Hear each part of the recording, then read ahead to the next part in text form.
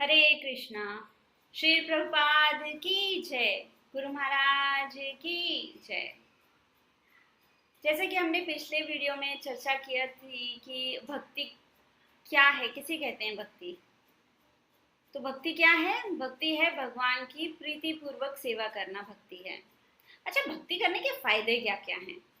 क्यों करें भक्ति? हर कोई बोल रहा है भक्ति करो भक्ति करो भक्ति करो, क्यों करें? क्या फायदा है भक्ति करने का?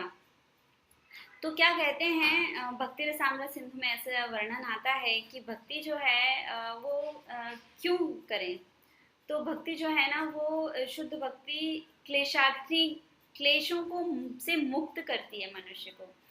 जैसा कि हम देखते हैं, हमने सुना है, चर्चा हुई है कि कुछ भक्तों के जीवन में पहले बहुत कष्ट हुआ करते थे, बहुत क्लेश हुआ करते थे। कभी इधर दंगा, कभी इससे लड़ाई, कभी उससे लड़ाई, ऐसा बहुत होता था। लेकिन जब भक्ति प्रारंभ की, जब हरे कृष्णा महामंत्र का जाप प्रारंभ किया, तो धीरे धीरे धीरे धीरे करके उनका जो हृदय है वो शांत हो गया।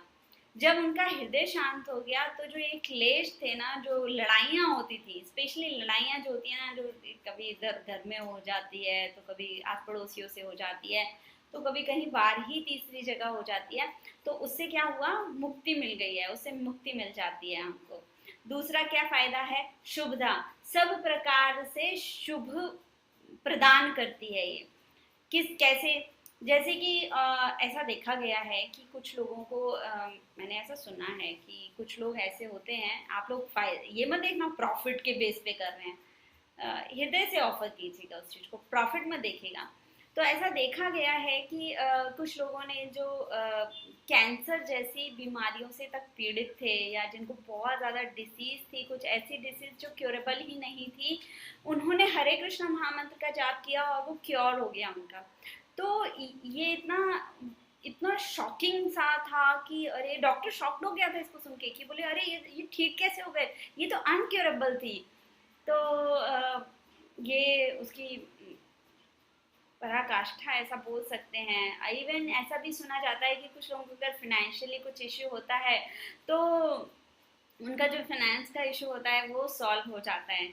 ये मतलब प्रॉफिट बेस वाली बातें हैं। भक्ति जो होनी चाहिए उसमें प्रॉफिट नहीं देखना चाहिए कि हम क्या, हमारे भौतिक जीवन के लिए प्रॉफिट है। जैसे कि हमें लक्ष्मी मिले, हम रिच हो जाएं, रिच हो गए पर फॉर टाइम के लिए रिच हो जाओगे ना, 8 साल 10 साल 20 साल 50 साल, एक समय के बाद क्या होगा।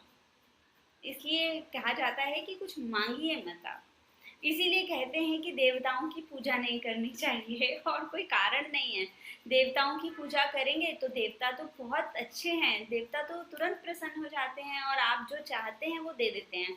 सपोज कीजिए कि जैसे आपने चाहा कि मेरा इंजीनियरिंग में आईआईटी में एडमिशन हो जाए, या फिर आप बोले कि मुझे बहुत बड़ा बंगला मिल जाए बॉम्बे जैसी सिटी में, वर्ली जैसे एरिया में, और फिर उसके बाद में, या फिर आप मांगें कि भगवान मैं विदेश चला जाऊं, मैं वहाँ पे सेटल हो जाऊं। तो ये सब चीज़ें जो होती है ना, वो देवता लोग बहुत फटाफट से दे देते हैं, बहुत क्विकली वो प्रसन्न हो जाते हैं और वो दे देते हैं। जनरली ये देखा जाता है, इसीलिए श्री प्रभुपाद जी मना करके गए हैं कि आप लोग है ना देवताओं की पूजा मत कीजिए। आप देवताओं की पूजा करेंगे तो भौतिक बंधन में फंस जाएंगे। जीवन का उद्देश्य ये नहीं है, भौतिक शरीर का ये उद्देश्य नहीं है कि आप भौतिक बंधनों में फंस जाएं। तो इसलिए उन्होंने स्ट्रिक्टली मनाही कर दिया, बोले कोई जरूरत नहीं है देवताओं की पूजा करने के लिए। और इवन जब कृष्ण से ही सभी देवता उत्पन्न हुए हैं, जैसा कि श्रीमद् भागवतम में चर्चा है, जैसा कि पद्म पुराण में चर्चा है, जैसा कि अन्य अनेकानेक पुराणों में, शास्त्रों में इसका वर्णन आता है कि भगवान श्री कृष्ण से ही सारे देवी देवता उत्पन्न हुए हैं। तो फिर क्या ज़रूरत है सबकी पूजा करने की? जब जब आपको पता है कि हेड के पास हम जा रहे हैं, तो फिर सबॉर्डिनेट्स के पास में कौन जाएगा? नहीं जाएगा ना। इसलिए मना करके गए थे वो। तो जो शुद्ध भक्ति है वो हर प्रकार का शुभ प्रदान करने वाली होती है।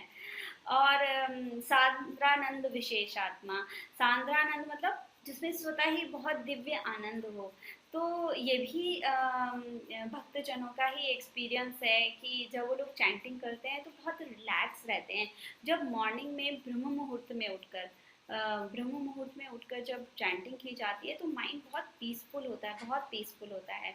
और अगर आपकी चैंटिंग परफेक्ट हुई है तो आपका पूरा दिन जो है ना वो सुपर परफेक्ट जाता है, सुपर परफेक्ट जाता है, आनंदमय जाता है, उसको ऐसे करके बोल सकते हैं, आनंदमय जाता है। तो आप देखिए जब है ना हम भगवान को प्लीज करते हैं, प्रसन्न करते हैं, तो किस प्रकार से हमारे जीवन में अनेकानेक शुभ लक्षण दिखाई देते हैं। तो अगर हमें भक्ति करने से इतने सारे प्रॉफिट मिल रहे हैं तो फिर हम क्यों भक्ति ना करें।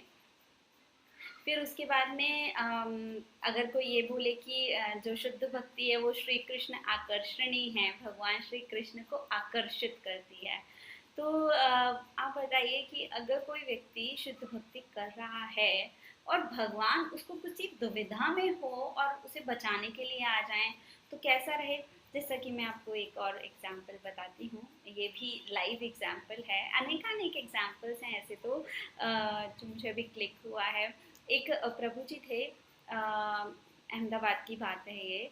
तो उनको किसी प्रोग्राम में जाना था कीर्तन करने के लिए, और रात का समय हो गया था, शाम हो गई थी, लगभग 7:30-8 बजे की बात होगी। तो उनकी बाइक बीच में बंद हो गई।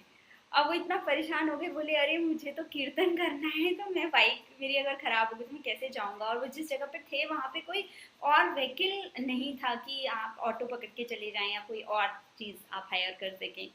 तो बहुत परेशान थे, उन्होंने तुरंत ही नरसिम्हा स्रोत स्टार्ट कर दिया, तुरंत ही नरसिम्हा स्रोत पढ़ने लग गए वो।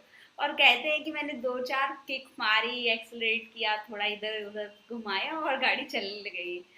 तो ये तो बस एक छोटा सा एक एग्जाम्पल है कि अगर आप शुद्ध भक्ति करते हैं तो देखिए भगवान को वो आकर्षित करती है। तो भगवान भी फिर हमें हमारा ध्यान रखते हैं अगर कभी हमें ज़रूरत पड़े तो। वैसे तो इच्छा यही होती है कि भगवान को कष्ट ना मिले, भगवान को आना ना पड़े, कष्ट ना उठाना पड़े, इच्छा तो यही रहती है। पर कभी अगर ऐसी ज़रूरत पड़ जाए तो भगवान हमेशा हम लोगों की रक्षा करते हैं। तो कहते हैं कि शुद्ध भक्ति जो होती है वो भगवान श्री कृष्ण को भी आकर्षित करती है। तो देखिए भक्ति से इतने सारे फायदे हो रहे हैं, इतने सारे फायदे हो रहे हैं, आपकी लाइफ में पीस आ रहा है, आपकी लाइफ में जो क्लेश थे उनसे आपको मुक्ति मिल रही है, आपके हृदय में एक आनंद महसूस हो रहा है, आपको शुभता मिल रही है, कितनी सारी चीजें मिल रही हैं। तो फिर क्यों ना करें भक्ति, क्यों ना करें भगवान को प्रसन्न, कर सकते हैं ना। तो फिर इसीलिए हमें हरे कृष्णा महामंत्र की चैंटिंग करनी चाहिए, जाप करना चाहिए। तो हरे कृष्णा महामंत्र बोलिए, हरे कृष्णा कृष्णा कृष्णा हरे हरे, हरे राम राम राम हरे हरे। तो इस प्रकार से आप सभी लोगों से अनुरोध है कि भगवान को प्रसन्न करने के लिए, उनकी खुशी के लिए आप सभी लोग भक्ति कीजिए, हरे कृष्णा महामंत्र का जाप कीजिए। हरे कृष्णा।